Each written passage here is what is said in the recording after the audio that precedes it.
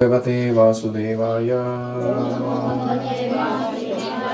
ओम नमो भगवते वासुदेवाय। ओम नमो भगवते वासुदेवाय।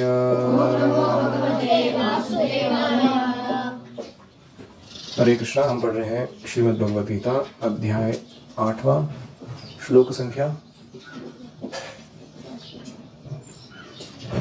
अनन्यचेता सततं यो मां स्मरति नित्यशः तस्याहं सुलभः पार्थ नित्ययुक्तस्य योगिनः।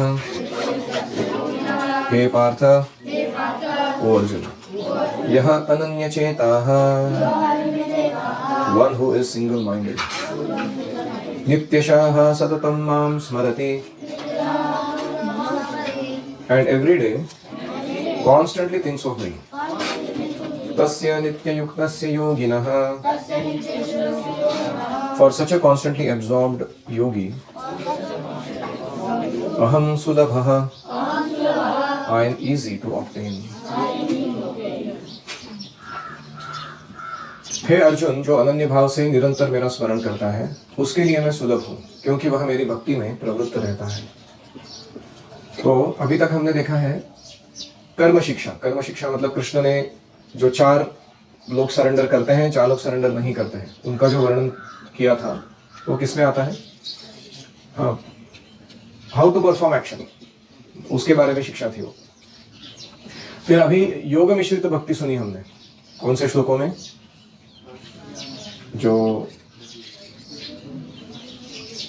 कविम पुराणम से लेके 13वें श्लोक तक, ये क्या थी? योग मिश्र शक्ति थी, योग मिश्र भक्ति थी, उसकी व्याख्या बताई। लेकिन इसके बीच में हमने क्या देखा? भक्ति का केवल संकेत था, भक्ति डायरेक्टली मेंशन नहीं थी, लेकिन ऐसे बोला गया था कि भक्ति की जोड़ देने से ये बहुत अच्छा होगा काम, है कि नहीं? अभी भगवान जो है वो केवल भक्ति का ही निरूपण दे रहे हैं। वो कह रहे हैं कि जो मेरा ही स्मरण करते हैं उस नित्य युक्त भक्ति योगी के लिए मैं सुलभ हूं। यानी इसे कहते हैं प्रधानीभूत भक्ति, सबसे एक्सक्लूसिवली प्रैक्टिस की जाने वाली शुद्ध भक्ति। तो अपना एक्रोनिम क्या था? ARYPCS। हम कहां पर है? P क्या होता है? Pure devotional service. कौन से श्लोक है इसमें? 14 to 16। तो ये इसलिए बताए जा रहे हैं ताकि वो प्रयाण काले च कथम ज्ञेयोसि, वो प्रश्न था ना पहले कि मृत्यु के समय कृष्ण को कैसे स्मरण करें और शरीर छोड़ते समय भगवत धाम कैसे चले जाए। तो इसलिए ये दूसरा मार्ग बताया जा रहा है जो है शुद्ध भक्ति का। तो हमें क्या करना है? अनन्य चेता सततम स्मरति। हमें पूरा दिन में 24 घंटा कृष्ण का स्मरण रखने की कला आत्मसात करनी है। ऐसा करने से तस्याहम सुलभः, उस व्यक्ति के लिए मैं आसानी से प्राप्त हो जाता हूं, ऐसे भगवान कह रहे हैं।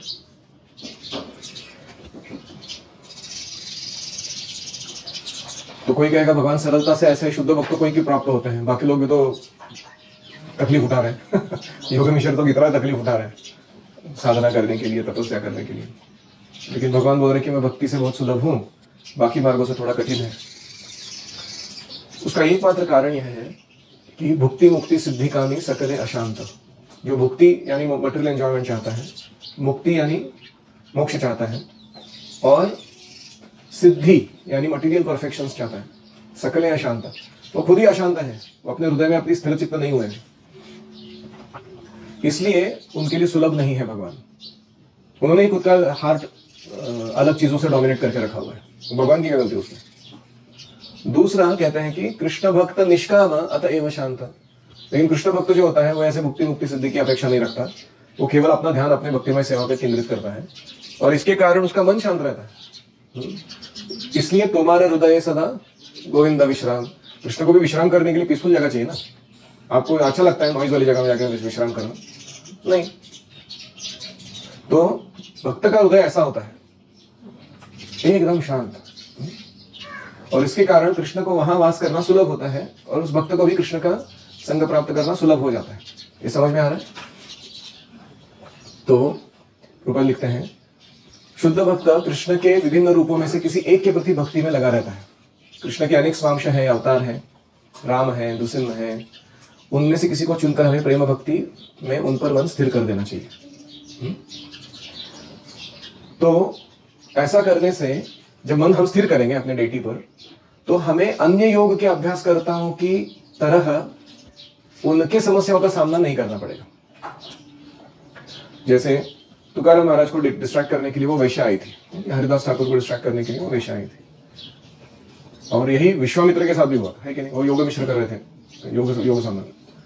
अभी अप्सराओं का आपकी साधना को डिस्टर्ब करने आना, ये स्टैंडर्ड फेनोमेनन है, ये सब योगियों के लिए लागू पड़ता है। वो ऐसा नहीं कि वो भक्ति योगी लागू नहीं पड़ता इसे। लेकिन हम देख सकते हैं कि विश्वामित्र मुनि को क्या क्या झेलना पड़ा। उस समय वो भक्ति में स्थिर नहीं थे, इसलिए। और यही हरिदास ठाकुर और तुकाराम महाराज, वो ऐसे जैसे मानो कोई छोटा सा गाय के खुर में पानी रखा हो, उसको लांग कर जमीन पे गाय का खुर का खड्डा होता है ना, उसमें पानी जम गया, अगर उसको लांगने में कितना तकलीफ होता है, कुछ ज्यादा नहीं। ऐसे वो भक्त लोग उन समस्याओं को लांग कर जाते हैं। तो इसलिए भक्ति योग अत्यंत सरल, अत्यंत शुद्ध और अत्यंत सुगम है। It is simple, pure and easy to practice. और इसका शुभारंभ कैसे होता है भक्ति का? हरे कृष्ण के जप से होता है। कितनी बार बोला अभी है हरे कृष्ण का जप? Count it clearly. 8वें बार बोला अभी तक। इस पर चल रहा है कंटिन्यूसली टॉपिक। इसलिए तो जिसने पूरी तरह से भगवान की शरण ली है वो भगवान को यथारूप समझ सकता है, और भक्त को भगवान बुद्धि देते हैं जिससे वो भगवान के धाम में प्रवेश कर सकता है। ददामि बुद्धि योगम तम येन माम उपयान्ति ते। देखो भक्तों को इतना बुद्धि है कि वो मटेरियल वर्ल्ड को ही धाम बना देता है कि नहीं? जहां जाते हैं वहां पर। तो क्या उनको ये बुद्धि नहीं होगी कि मृत्यु के समय कृष्ण को कैसे स्मरण करना है और भगवान के वास्तविक आध्यात्मिक धाम में कैसे प्रवेश करना है? तो ये हम प्रूफ के साथ देख सकते हैं कि हाउ डिवोटीज आर।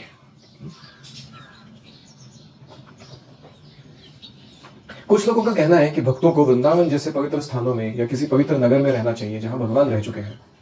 लेकिन अभी नेक्स्ट सुनो, शुद्ध भक्त कहीं भी रहकर अपनी भक्ति से वृंदावन जैसा वातावरण उत्पन्न कर सकता है। अद्वैताचार्य कहते हैं चैतन्य महाप्रभु से कि आप जहां भी है प्रभु वही वृंदावन है। तो भक्ति तीर्थ महाराज जब शरीर छोड़ रहे थे, उन्होंने जानबूझ के गीता नगरी जो गेंसविल में है उसको सिलेक्ट किया अमेरिका में। उन्होंने कहा कि मैं यहाँ शरीर छोड़ूं। उनको ऑप्शन था कि वृंदावन में जाए, मायापुर में जाए। उन्होंने क्या कहा, मैं ये दर्शाना चाहता हूँ कि आप अगर प्रभुपाद जी के प्रामाणिक सेवक बने रहो आजीवन, और आप अपनी साधना या जो भी बताया गया है प्रभुपाद जी का मार्ग, उस पर अच्छे से चलते रहो, आप कहीं भी शरीर छोड़ोगे तो आप भगवत धाम जा सकते हो। जरूरी नहीं कि आपको धाम में ही शरीर छोड़ना होगा। ये मैं दर्शाना चाहता हूँ। तो इसलिए ये बहुत विशेष है। कोई पूछता है अरे भक्त का एक्सीडेंट में मृत्यु हो गया, तो वो सोचेगा कि अचानक एक्सीडेंट हो गया उसका, तो सोचने के लिए टाइम ही नहीं मिला उसको भगवान के बारे में, तब क्या होगा? तो कृष्ण कहते हैं कि हो सकता है किसी ने आजीवन भक्ति की हो, मृत्यु का क्षण या मृत्यु का समय ऐसा विचित्र आ जाए कि उसको ठीक से सोचने के लिए, प्रिपेयर करने के लिए चित्त को समय ही न मिले। तो भगवान कहते हैं कि मैं खुद उस क्षण में उसके चित्त में उतर जाता हूँ और उसे अपना स्मरण करा देता हूँ, फिर उसको भगवत धाम लेके जाता हूँ। इंटरेस्टिंग। तो इसलिए भक्त को चिंता क्या है? किस बात की चिंता है? तो इसीलिए जो सिंपल मार्ग दिया गया हमको आजीवन, हम जो 4 व्रत लेते हैं दीक्षा के टाइम, 4 नियम पालन करना, 16 माला जप करना, सेवकों का सेवक बनना, इस्कॉन के अंतर्गत रहते हुए प्रचार का कार्य करना, ये आजीवन करते रहेंगे। गारंटीड है मृत्यु के समय भले हम भूल जाए भगवान को, भगवान हमको नहीं भूलेंगे। बोलेंगे जिंदगी भर किया है इसने। वो उसको तुरंत अपने कृपा देकर भगवत धाम ले जाएंगे। तो इसलिए सततम, यह शब्द नित्यशः 2 बार यूज किया गया ना इस श्लोक में। सततम, निरंतर। तो कोई कहेगा ये सततम करने के लिए क्या करूं मैं? प्रभुपाद जी वर्णन करते हैं, सामान्यतः भक्ति योगी 5 प्रकार से भक्ति में लगते हैं। शांत भक्त, ये उदासीन भाव में युक्त होते हैं। दास्य भक्त, दास की भावना से। सख्य भक्त, सखा के रूप में। वात्सल्य भक्त, माता पिता के भांति। एंड माधुर्य भक्त, दाम्पत्य प्रेमी के भांति। दंपति यानी कपल, कॉन्जुगल रिलेशनशिप। तो शुद्ध भक्त इनमें से एक किसी में अपने आप को स्थिर करता है, और अगर ऐसा स्थिर कर पाता है वो कभी भी भगवान को भूल नहीं पाता, और भगवान से सरलता से प्राप्त हो जाते हैं।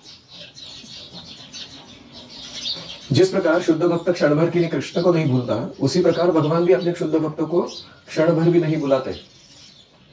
हरे कृष्ण कृष्ण कृष्ण हरे हरे, हरे राम राम राम हरे हरे। इस महामंत्र के कीर्तन की विधि का यही सबसे बड़ा आशीर्वाद है। कितनी बार हुआ? Keep counting. ये पर्पोर्ट ऐसे पावरफुल है। How can somebody make it so simple? इससे और आसान बनाया जा सकता है किसी चीज को? अगर हम ये इतना भी नहीं फॉलो करेंगे तो कहां जाएंगे फिर हम? तो इसलिए हरे कृष्ण मंत्र का जप और 5 में से किसी एक रस में खुद को स्थापित करना, ये अपने आप होगा। जैसे ही हम करते रहेंगे भक्ति को, वैधि साधना भक्ति के परे जब चले जाएंगे रागानुग, और रागानुग से और थोड़ा और आगे बढ़ेंगे भाव भक्ति, तो ये धीरे धीरे सब रिवील होगा हमको हृदय में। ठीक है, किसी का कोई प्रश्न है?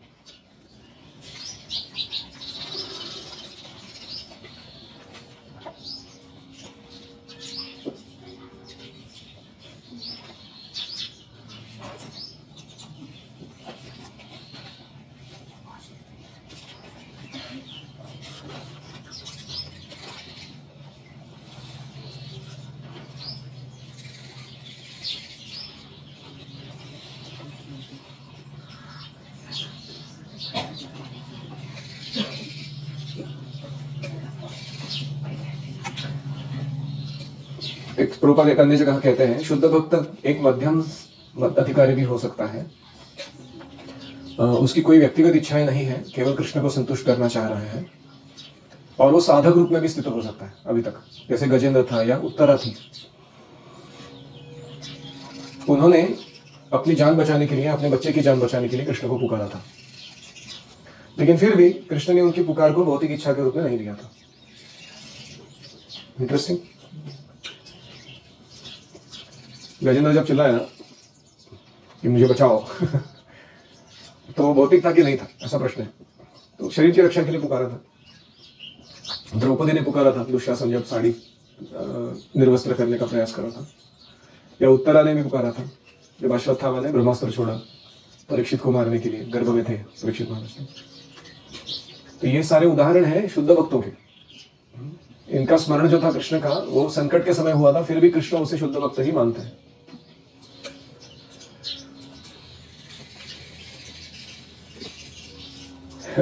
एक बार प्रभुपाद जी को किसी ने पूछा, ये तवन कृष्ण महाराज वर्णन कर रहे हैं ना कि हम लोग सिर्फ और सिर्फ आदेश का अवेट करते थे, और जैसे आदेश आता था वही सेवा करने के लिए तुरंत निकल पड़ते थे, ये शुद्ध भक्त है कि नहीं? दूसरा कोई इच्छा लेके बैठा हुआ व्यक्ति।